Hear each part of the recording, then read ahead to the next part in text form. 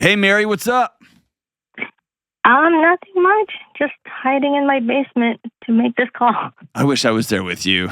Not to be weird, but because the internet people are after me. And so I wish I was hiding too. No, How I are feel you? bad for you.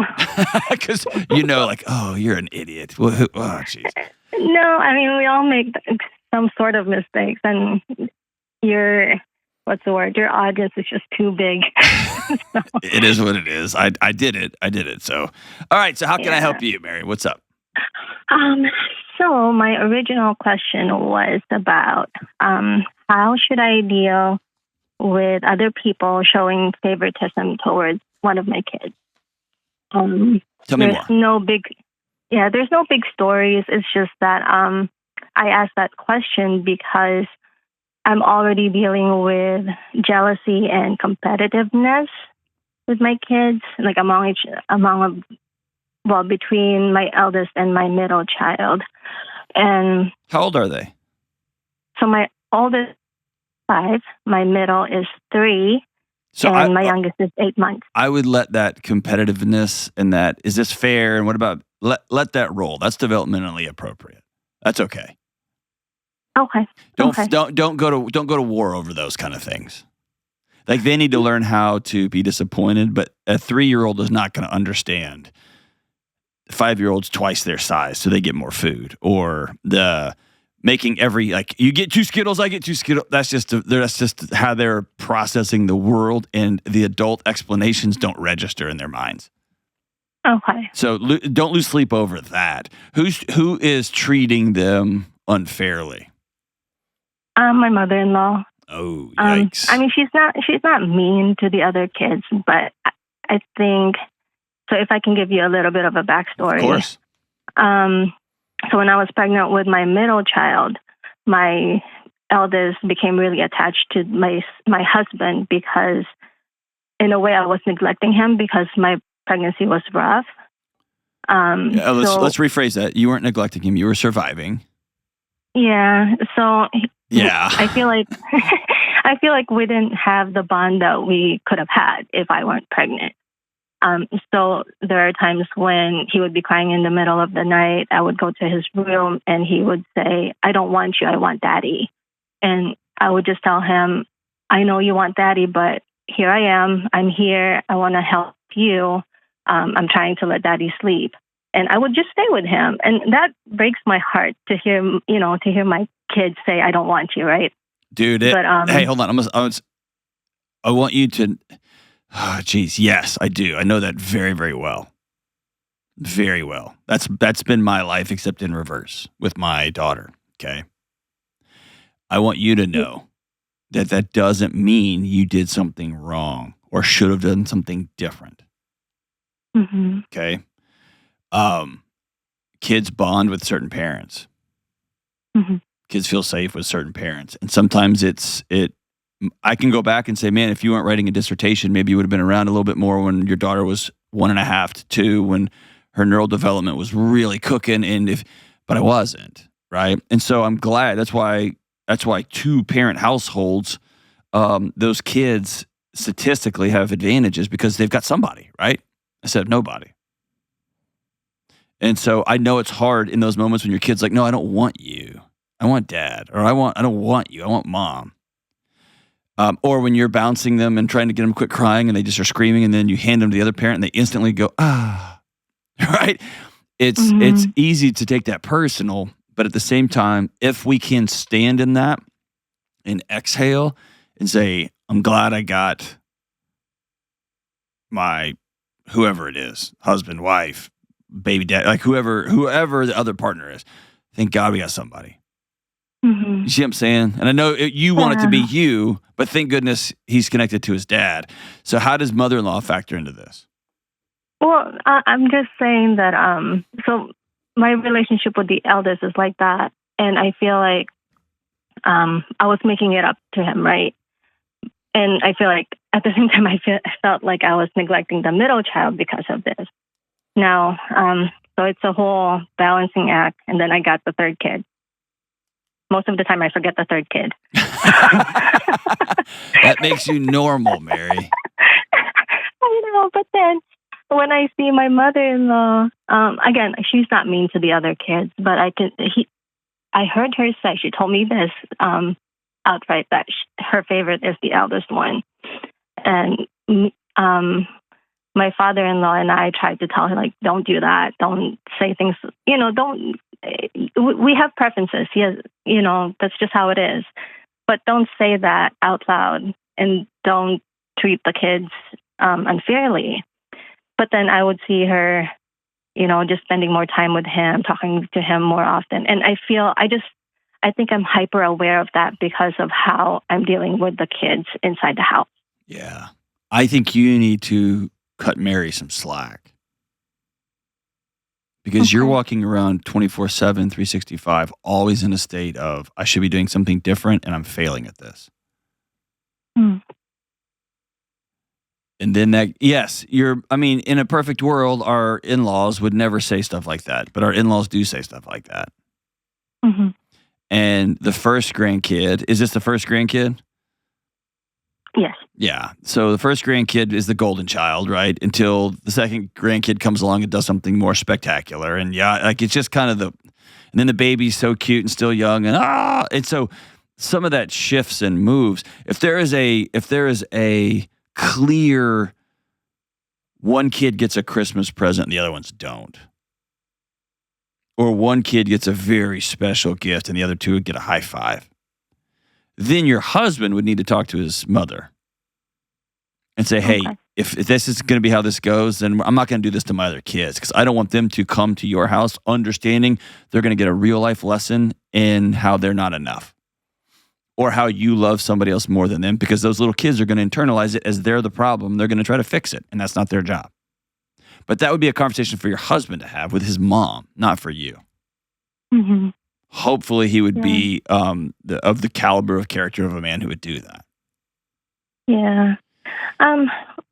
One other thing too, like with my kids, just their personalities, right? My middle child is more reserved compared to the other two. And I think just looking forward, just the middle child getting neglected and all that stuff. Like that's one of my. Let me neglect. Do all your kids get to eat? Yeah. Do all your kids know that their mom loves them? Yeah. Yeah. Do all their kids have like a bed to sleep in and toys? Mm-hmm. Okay, quit with that language. It's not true. Okay. Are you taking one to the store? I'm sorry. Are we taking one to like Chuck E. Cheese while the other one is at home eating cat food? No. Okay. Or do you have one that you're like, no, this is mommy in our private time, and you go in the room and play really engaging games, and you just hand the other one an iPad and rot their brain out? No. Okay. Then you're not neglecting your kids. Quit using that language. Stop talking to Mary like that, because it's not true. Okay. Okay? You are balancing a 5-year-old, a 3-year-old, and now how old's your new one? 8 months. Good God Almighty. You don't even know what day it is right now. I kept checking the calendar. I was like, is the cold today? I know. Because you're in the middle of a hurricane. You are in a hurricane and you're like, oh my gosh, I should have cleaned these carpets nicer than this. Oh, this board is out of place. And literally outside cars and trees are flying by your windows. Mm. The greatest gift you can give your kids right now is you honestly looking in the mirror and saying, I'm doing a great job. And like all parents, there's something we can be doing a little bit more, a little bit different. Cool. Then I'm going to work around the edges there. Is somebody telling you that you're failing at this? Or are you just creating these stories and living them out? Let's just say that my mother-in-law can be critical. So. That may be the deeper issue here. Mm-hmm. I was trying not to touch that topic. Well, that topic is way more insidious to your family unit and to your kids than mother-in-law saying, I favor the oldest. Big deal on that one. My sister was brilliant and an amazing pianist. Like, of course, people are going to be, and she's hilarious. Me, I was a loudmouth jock that didn't bathe very regularly. Of course they would favor her. That makes perfect sense, right? And so that's just life. I want to know what your mother-in-law is saying to you. Um, she can be very passive aggressive. And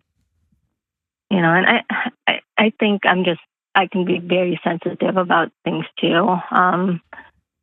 Like sometimes we had hospital stay, and I think this is like one of the stories that stays on my mind. When our middle child was,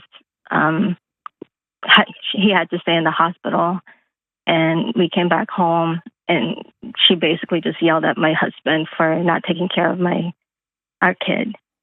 And she was saying, like, you didn't do what I told you to do. And my husband actually said, we did what you told us to do. And we still ended up in the hospital. And like stuff like that.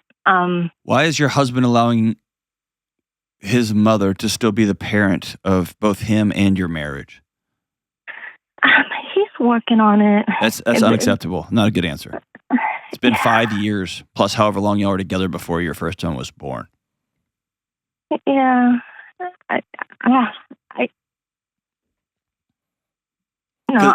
No, listen, there's a pressure, and you know this. I'm just going to speak it out loud. Mm-hmm. Every time y'all go to visit, you feel it building up. Mm-hmm. That you're going to be on a stage, a Miss America pageant, and you're going to be wearing hardly anything in the bathing suit competition, and the whole world's going to be judging everything. Mm-hmm. That's how you feel every time you see your in-laws. And you don't deserve to live like that. And if nobody's drawing her any boundaries, and if mother speaks and son and company do whatever she says, she's going to keep doing what she's doing. So nobody's held any boundaries to her. I don't blame her.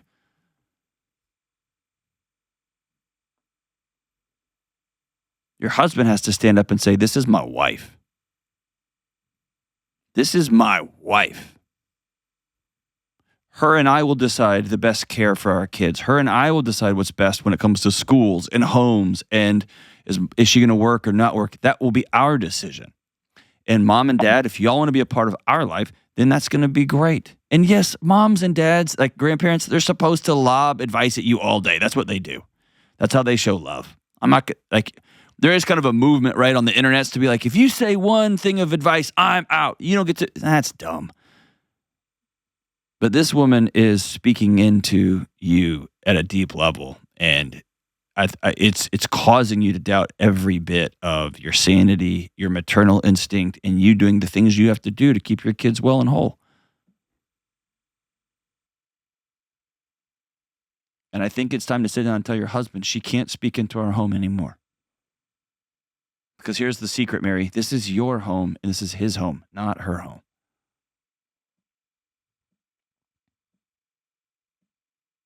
That's a lot. How does that land?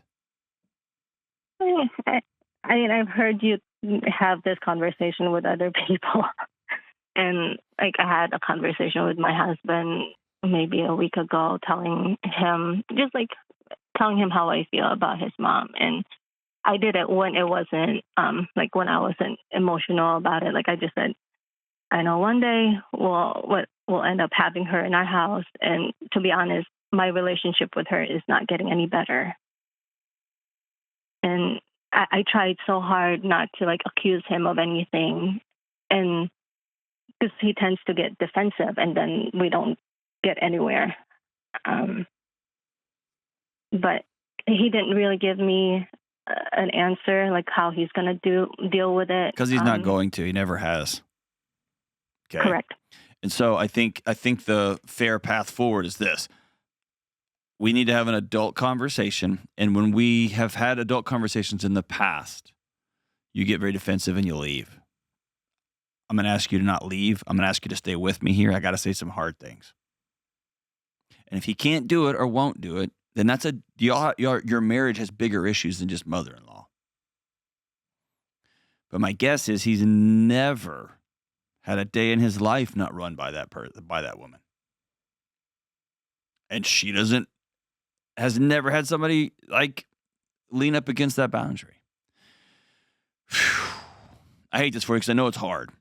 And mama's boys are really hard. And overbearing mother-in-laws. Thank God I got an amazing one. I have, that's not a lived experience for me. But I know they can be tough. But here's what I also know. This is your home.